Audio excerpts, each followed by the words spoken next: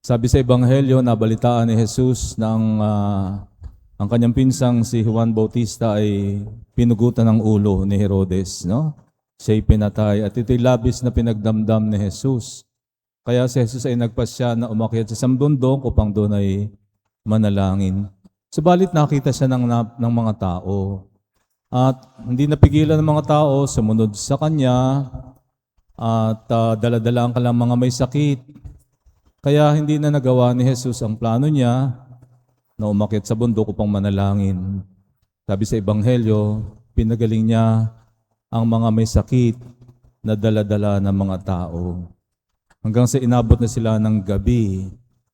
At sabi nga ng mga alagad, Lord, pupuntahin na ninyo sa nayon ng mga tao kasi gabi na para meron silang mabiling pagkain. Subalit sabi ni Jesus, hindi.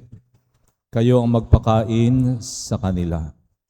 No? Siyempre, nagtaka ang mga alagad, saan tayo kukuha ng makakain?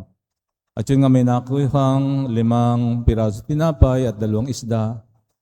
At yun ay, ang ginawa ni Jesus, itinaas, nagpasalamat sa Diyos, pinaghati-hati at ipinamahagi sa mga tao. At sabi sa Ebanghelyo, napakain ang mahigit 5,000 tao. Sa pamagitan lamang nagsimula lamang sa 5 pirasong tinapay at 2 isda. Anong mensahe sa atin na Ebanghelyo? No?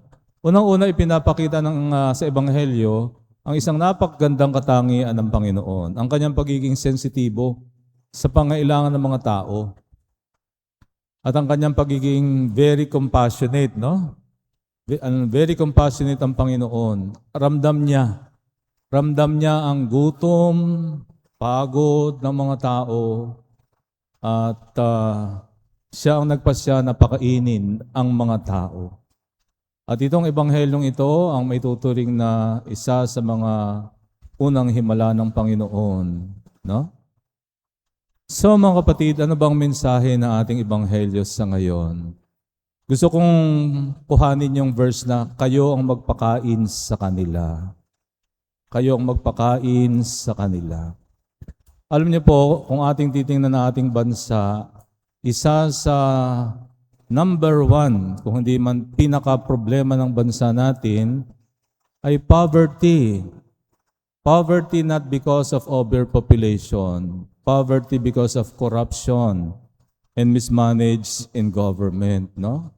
Hindi natin pwedeng itanggihan kasi talagang sunod-sunod na lumalabas ang korupsyon, no? Sa ating gobyerno. At dahil dyan ay maraming mga pamilyang naghihirap. Maraming mga pamilyang nagugutom. At alam ninyo, ang poverty ay matindi ang epekto sa ating lipunan. Dahil nga sa kahirapan, madalas ang mga bata ay undernourished, no? Kulang sa sustansya, kulang sa pagkain. At kapag ang mga batang lumalaki pa lamang mula sa batang isinilang hanggang sa age 5, at ito ay hindi napapakain ng masustansyang pagkain, natural, yung kanilang mental development ay stunted, no? Nababansot, no? Hindi lumalago, hindi na-develop ng maayos ang kanilang kaisipan. At yun ang dahilan kung bakit lumalabas sa pag-aaral na tayo sa bansa dito sa Asia, ang mga batang mga Filipino ang isa sa mga nahuhuli. Mahihina pagdating sa pagbabasa, pagdating sa reading comprehension, no? Sa totoo lamang mga kapatid, ako bilang pari, di ako ay nagpapakumpisal sa mga grade 6 para sa kumpil. Nako, nakakalungkot. Mga grade 6 na hirap ang magbasa. Nakakalungkot talaga yung mga kung magbasa, akala mo grade 1, grade 2, no? Nakakalungkot. Ito ang kinabukasan ng ating bansa, di ba? Kung ito ang mga kinabukasan ng ating bansa, ano bang kinabukasan na naghihintay sa atin? Kaya nga mga kapatid, siyempre, hindi naman tayo, okay, nakita natin yung problema, anong ginagawa natin? So siyempre tayo bilang simbahan, sinisikap nating tumugon. Alam niyo po, tayo sa ating parokya, meron po tayong mga programa na kahit papano ay tumutugon sa pangailangan ng mga dukha nating mga kababayan. Isa nga dito ay damayan. Sa bawat alay na inyong dinadala sa simbahan, groceries, rice, iniipon po namin ito, tapos pag nakakaipon na kami ng mga 50 bags, ito pa yung aming dinidistribute na, hindi namin pinapatagal. Hindi na ho kami naghihintay ng Pasko o kalamidad para mag-distribute ng grocery bag. No? Dinadala na po namin yan. Kami po ay pumipili ng mga lugar na mayroong poorest of the poor. No? At yun ay pinamamahagi na namin ang inyong mga alay. Kayong inyong alay, hindi po nasasayang yan. Talagang yun ay dinadala namin sa mga poorest of the poor. At isa pa sa programa natin ngayon ay feeding program. No? Yung ating feeding program. Itong feeding program na ito po ay 6 months. 6 na buwan na feeding program. Na nagpapakain tayo ng mga bata na in-examine sino yung mga undernourished, yung mga underweight na mga bata, sila yung pumasok sa ating programa. At sila yung pinapakain natin at least 1 meal a day. No? 1 meal a day. Hindi po madali ang magpakain ng 6 na buwan araw-araw. No? Una-una bukod sa, siyempre ito'y malaki ang gastos. Pangalawa, talagang kailangang tututukan. May mga taong magtsatsaga na mamalengke, magluto, di ba? So yung may maganon. Pero kaya ako sinasabi ito sa inyo dahil may ganito tayong programa. Sa totoo lang, hindi ito madali. At sa buong diocese ng Antipolo, 4 na parokya lamang ang gumagawa nito. Kasi hindi nga po madali, no? 4 na parokya. At itong programa natin ito ay ika-3 taon na. 3rd year na.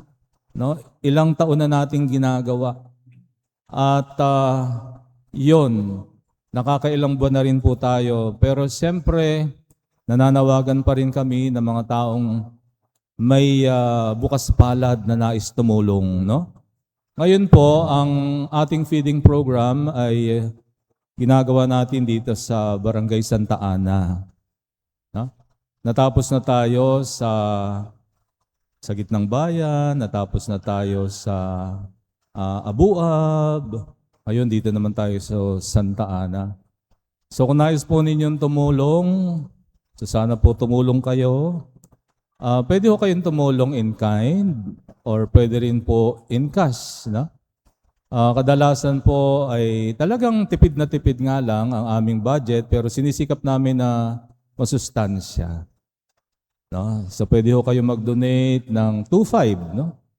At least, no? At least per meal, o di ba? Napaka-tipid na 'yon, pero may iba namang mga pinagkukunan pa. So kung makapagbibigay kayo ng mas malaki, di siyempre, di naman namin tatanggihan 'yan. So yan ay bilang pagtugon sa panawagan ng Panginoon. Kayong magpakain sa kanila, sabi ng Panginoon, di ba? Kayong magpakain sa kanila. Dahil dahil I'm sure the Lord can see. The Lord is sensitive. The Lord is, compassionate. Nakikita niya ang mga batang undernourished, kulang sa sustansya, kulang sa pagkain. Tapos anong ginagawa natin, di ba? Kaya nga alam niyo, nakakalungkot talaga kapag nakikita natin yung bilyon-bilyon na ninanakaw sa gobyerno, napupunta lamang sa bulsa ng mga taong ibinoto natin. Nakakalungkot at nakakagalit, no? Nakakalungkot, nakakagalit pa. Na tuloy, sino ang napuperwisyo, sino ang apektado? Di siyempre mahihirap. Kaya nga I'm sure si Lord sa langit galit na galit, no? Sa lahat ng ikinagagalit ng Diyos ay yung mga nang-aapi sa mga mahihirap at mga mahihina. Galit na galit dyan ang Panginoon, no? Kung nais nating makitang magalit ang Diyos, sa ganyan siya galit. Sa mga pinagsasamantalahan, pinagnanakawan, ang mga mahihirap. Kaya po mga kapatid, nawa ang ating ebanghelyo ay nagpaalala sa atin. Tayo bilang mga Kristiyano, hindi lamang tayo simba ng simba. Dapat meron din tayong malasakit. Gaya ng malasakit ni Kristo, sa ating ebanghelyo. At huwag tayong matakot tumulong. Sabihin nyo kasi, ay Father, ako po'y mahirap din lang. Kakaunti po ang aking makakayanan. Alam niyo mga kapatid, sabi nga sa Ebanghelyo, nagsimula lang ang Panginoon sa 2 pirasong tinapay at 2 isda, pero He was able to feed thousands of people. Anong mensahe? Ibig sabihin, no matter how small, what you have, no matter how limited, just share it. Ibahagi ninyo kung anong meron kayo. And of course, if you can share out of generosity, so much the better. And God will multiply. God will multiply your limited resources. Tandaan natin yan. Amen? So tumayo tayo, paig natin ating pananampalataya. Sumasampalataya ako sa Diyos samang makapangyarihan sa lahat na may gawa ng langit at lupa.